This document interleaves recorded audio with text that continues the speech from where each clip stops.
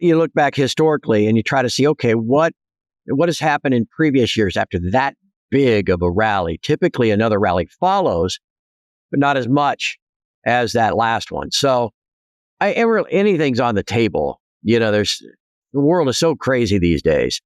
And if the Fed, what if by the end of the year, Elijah, what if inflation is raging, but the economy is in the toilet, and by the December FOMC meeting, the Fed is talking about yield curve control and renewed QE to try to keep the long end down to finance the government. Who knows what the world's going to look like 10 or 11 months from now. And if that's the case, gold could be 3,500, 4,000. The World Gold Council predicted a moderate yet positive growth outlook for gold prices in 2025. Upside could come from stronger than expected central bank demand, or from a rapid deterioration of financial conditions leading to flight to quality flows, read World Gold Council's report on Gold Outlook 2025. Money managers are seeing plenty of reasons to remain bullish on gold, following a stellar 2024 that saw the precious metal post its biggest annual gain since 2010. Prominent expert Craig Hemke states historical trends supporting further gains and suggests prices might hit up to $4,000 if conditions align.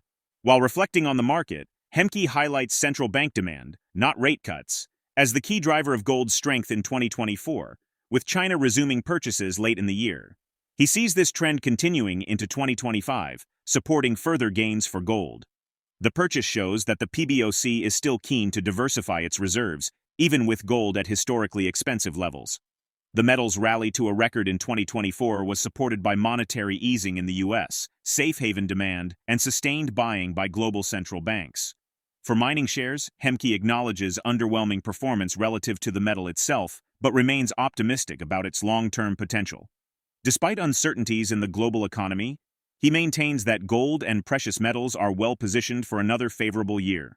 Junior mining stocks are highly cyclical, with 3 to 5 years of bullish momentum followed by similar dormancy periods. The last major boom in the late 2010s was driven by rising gold and battery metal prices. Favorable market conditions suggest 2025 could ignite the next upcycle. Now we present the clips of Craig Hemke's insights from his recent interview. Before we continue to discuss this, please subscribe to our channel and activate the bell icon for timely updates. And so when I look back at last year, we entered last year, everybody was all hyped up. The markets were thinking 6 or 7 rate cuts. And the Fed was saying, no, maybe more like 3. So I figured there'd be this kind of a tough period before the Fed actually started cutting. I thought they'd do it by July. They did it in September. I thought that would be the driver. Looking back, though, now that wasn't the case. The driver seems to have been central bank demand as the main thing that underpinned the derivative price. These big positions get built up on COMEX for both the speculators and the banks, but we never had that big washout. We had these periods of consolidation, but we never really got shoved backward.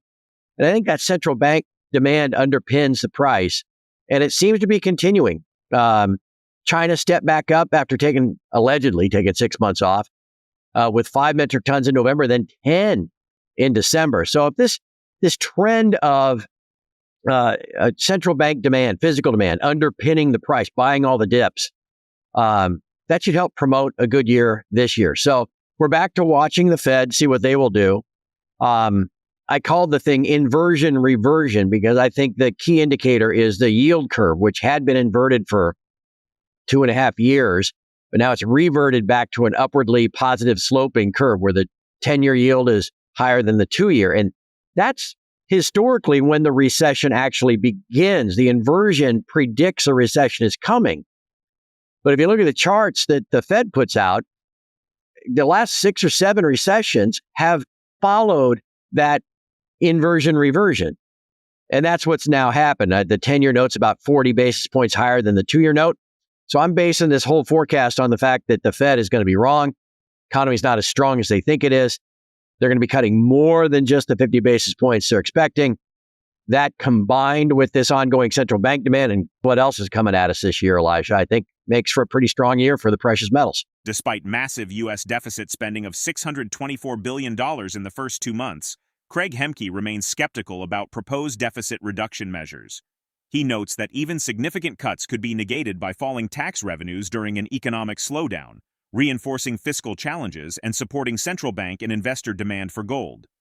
Outstanding Treasury debt has surged to $36 trillion from $23 trillion in late 2019 as the government relies more on debt to finance spending and plug its budget deficit, which analysts expect will continue to worsen for the foreseeable future.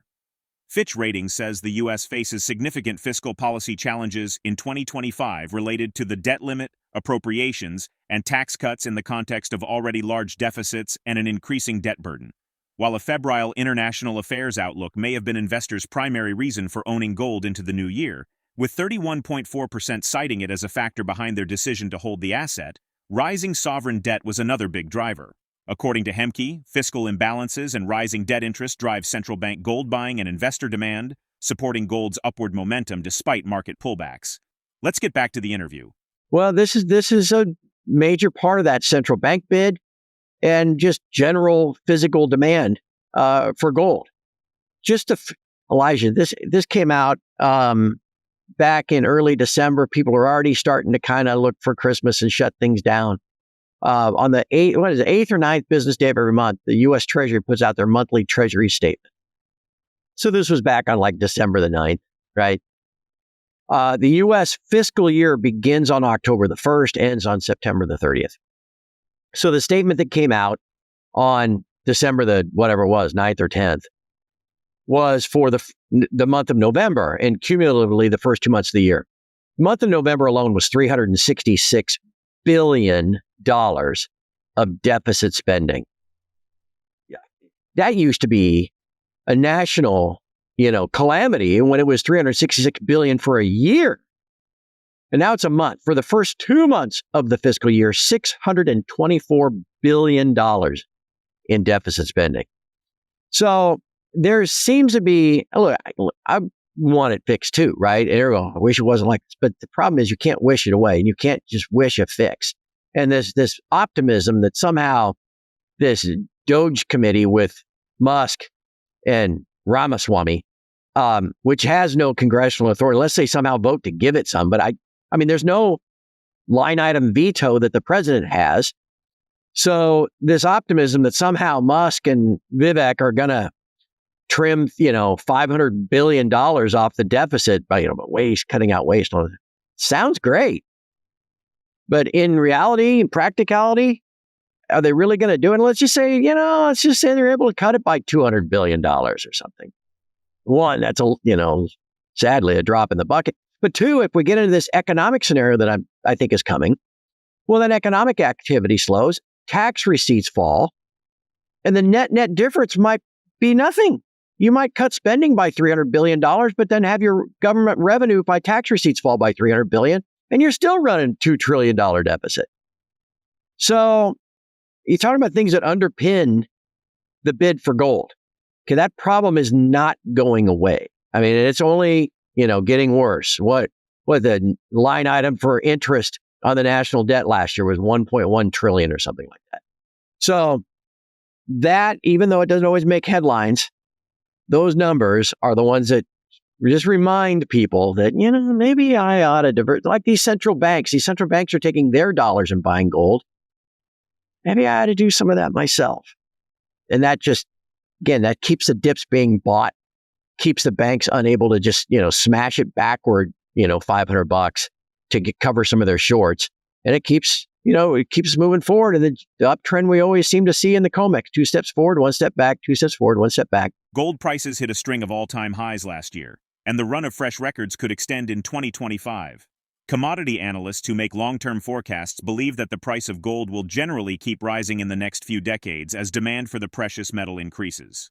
What are your thoughts on the factors driving gold's rally, and how do you plan to position yourself in the precious metals market in 2025? Drop your thoughts in the comments section below. If you find this video informative, don't forget to support our channel and turn on notifications to stay informed about our latest videos. See you in the following video.